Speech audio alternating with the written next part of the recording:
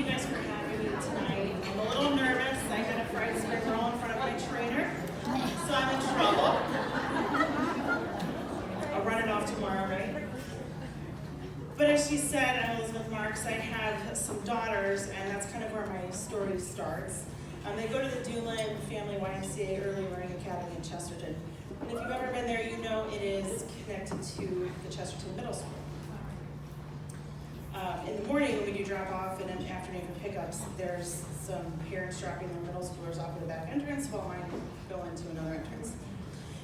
And that's where I see a woman every morning. And she walks her son, who struggles with some disabilities. She walks him into school. Sometimes he's having a really good day. It seems like she sits in the car, kind of observes him walking him to school. And there are some days where it maybe seems like he's having a bad day. She carries his backpack, kind of helps him along. He uses a walker to walk. His legs have some trouble, and it's exhausting to watch the poor kid. It's a lot for him to get from the car to school. So one morning, I'm dropping my daughters off, and as 4-year-olds do, they ask crazy questions. So Maddie, my redhead, my crazy redhead, she says, "Mama." I said, "Yeah, Matt." She goes, "Why does that boy walk so weird?" And so I took a moment because I was like, whatever I say next is coming out 100 times in different ways, so make sure you say it right. I said, "Well, Mom, she doesn't walk weird, or he doesn't walk weird. It's just different than the way that you walk. I said, some kids have blue eyes, and some kids have brown eyes, and some kids are left-handed, and some kids have red hair like you, and some kids have trouble hearing, and some kids have trouble walking. It doesn't make them weird, it just makes them different." So I turn around and I'm looking at them to see if it's sunk in. I'm getting tears in my eyes because my children have no issues other than attitude issues. 4.5, and I'm really scared for 16, but we'll get there, I think. But see, tears in my eyes just because I'm looking at them and I'm thankful that attitude issues is what I deal with. So to me, when I see this woman, she has some courage that I could not even fathom coming up with day in and day out. Does she sit in the car and watch him struggle, watch him have the victory, watch him get into school and get there. As a mom, we want to nurture, we want to take care of. The easiest thing for her to do to stay in her comfort zone would be to get in there, put him down, get him whatever he needs, get him ready for class, and then get back in the car and go home. But she doesn't. She stands there, she watches, she, just sometimes just kind of guides him in there. But to me, the amount of courage that it takes to not do what it feels most natural for her to do at that moment is incredible. Some of you guys may or may not know, it took me 3 years to get pregnant with my girls. I have something called estrogen dominance, which makes me super fun sometimes.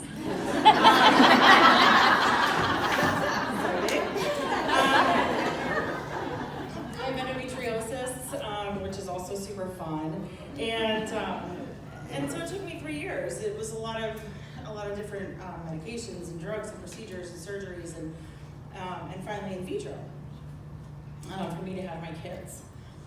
Something that kind of, my reaction to things as I was going through all this process was, well, that didn't work, and my reaction to everything was just, okay, well, now what? Now what? What's next? What's happening? I'm impatient. Lots of people know that about me. Just want to get it done. So I was kind of thinking that maybe the people in my support system are waiting for me to break down. I didn't. I was just ready for what was next, ready for what happened. So in vitro day came. I had 4 really good embryos. I used 2 that day, and 2 I put on ice. You pay this really weird storage locker fee for it. It's kind of bizarre.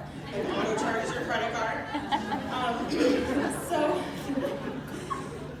So it was the day, and I got a funny call 10 days later from Angela over at Chicago IVF in Buffalo, and she was laughing, and she's just calling me, she said, "You're pregnant," and I'm like, "Okay, now what?"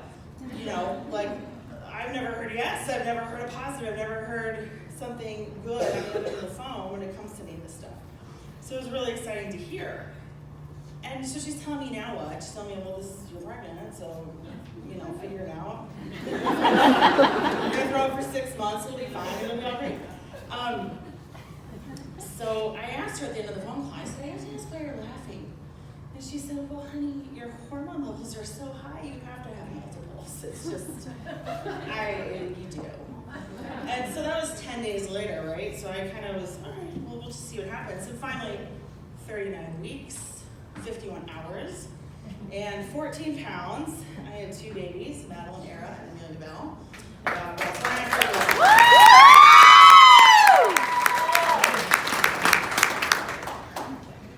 Something that felt really important to me during that time was to donate back to people who had similar struggles, maybe not the same medical issues, but similar struggles. So people, any extra drugs that I had that weren't open, I donated back to the center that I used for IVF. About a year after my girls were born, I got a divorce. And a decision that we had to make as a divorcing couple was what to do with the 2 frozen embryos. You have a couple options. It's a very weird process. And we decided what felt really important to us was to donate them and put them up for adoption. For the women in the room, the time of the month, you have 1 egg that goes, I had 19. At a time, it felt like I was walking and people could see my ovaries, like in the grocery store. It was super weird. So I did not have a problem with that, with all of the medications that they were giving me, so I just felt like it was right for us to donate those back. No one can ever find me, or I won't ever know if they got used, and it's likely that they won't. But I was able to do that, and there are many couples and women out there who can't even make the embryo. So it felt like a really good thing to do. My purpose in opening up is because struggling with infertility is uncomfortable. It's lonely, and it's isolating, and it makes you feel like a failure, because no matter what, women's bodies were built to create. And when you can't do that, no matter what the medical reason, even if it makes logical sense to you, it doesn't necessarily click emotionally. It just doesn't necessarily always make sense. I was blessed to meet a woman about 2 years ago. She was very involved with my kids, and my kids have learned a lot from her, but she asked me, she just kind of got involved, and people, the first thing you have twins, and people say, oh my gosh, are those twins? Yeah, they're twins, Yeah, so are they identical? Do they look the same? No, they're not identical.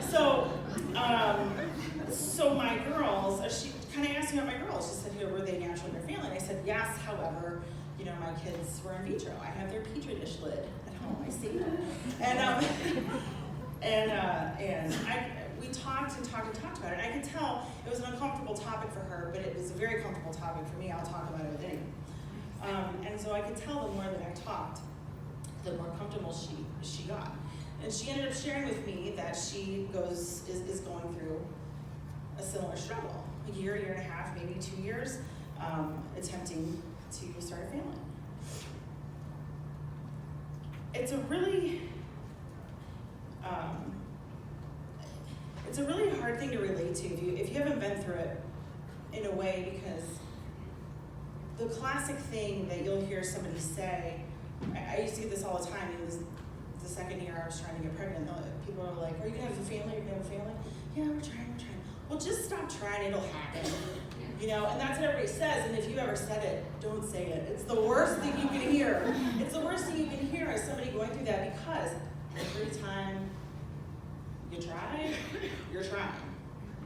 Every time you go to bed, you're trying. And it doesn't matter, if you don't, or if you have a whole bottle of wine, or 6 bottles of wine, or whatever. It doesn't matter, you're always trying. I've invited some of my friends to join us tonight to be in a room full of courageous women. I wanted them to know that they're not alone. And everyone has been through something. My motley crew over there. We've been through divorce, sexual assault, death, infertility, cancer, addiction, miscarriage, on and on.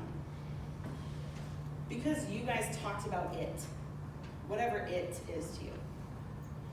You were courageous in a way that you may not know. The woman in the school parking lot in the morning has no idea that she inspires me every time I see her bright yellow car. She gives you some perspective when I've had a tough morning with my girls. The snap of the rubber band that we sometimes need to get out of the funk and get back to life. You never know who's watching, and you never know what problems they have or when they're going to have them, but what I can guarantee is that there will be a day that you decide it's your day to get out of your comfort zone and to have courage. And I can also guarantee you that someone will be watching you, and you will be their inspiration.